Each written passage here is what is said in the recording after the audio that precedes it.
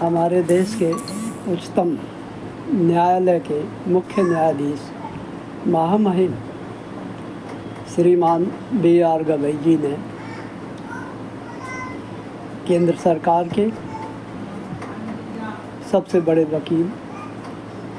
Solicitor general Tushar Mehta जी को एक सुनवाई के दौरान नेपाल,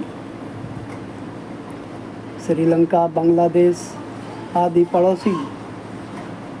देशों का जिक्र करते हुए कहा कि हमें ये भी ध्यान रखना चाहिए कि हमारे पड़ोस में क्या हो रहा है। उन घटनाओं से हमें सचेत होकर रहना चाहिए। अपने देश के संविधान की प्रशंसा करते हुए मुख्य न्यायाधीश ने कहा कि हमें देश के अंदर उपराज्यपाल, राज्यपाल और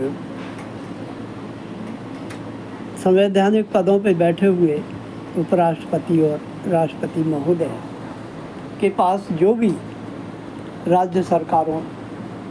और केंद्र सरकार के द्वारा पारित प्रस्ताव उनकी स्वीकृति हेतु आते हैं, तो महामहिम उपराज्यपाल, राज्यपाल, उपराष्ट्रपति या राष्ट्रपति महोदय को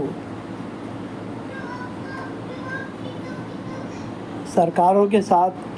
बंधे हुए होने के तहत बाध्यता होती है कि या तो स्वीकार किया जाए पारित प्रस्तावों को या पुनर्विचार के लिए एक बार मंत्रिमंडल को उपराज्यपाल, राज्यपाल वापस भेज सकते हैं। लेकिन अंततः राज्यपाल और उपराज्यपालों को अपनी स्वीकृति देनी ही होती है। इस मामले में उच्चतम न्यायालय राज्यपाल और राष्ट्रपति महोदय के लिए स्वीकृति और अस्वीकृति के लिए समय सीमा बांध सकता है। अन्यथा पड़ोसी देशों में क्या हो रहा है, ऐसी स्थिति यहाँ न पैदा हो। अतः मैं उच्चतम न्यायालय के मुख्य न्यायाधीश जी के बयान से सहमत हूँ और मेरे बयान की, मेरी आशंका की भी पुष्टि हुई कि सरकार जो है पड़ोस में रहते हुए सचेत होकर जनता के विकास और देश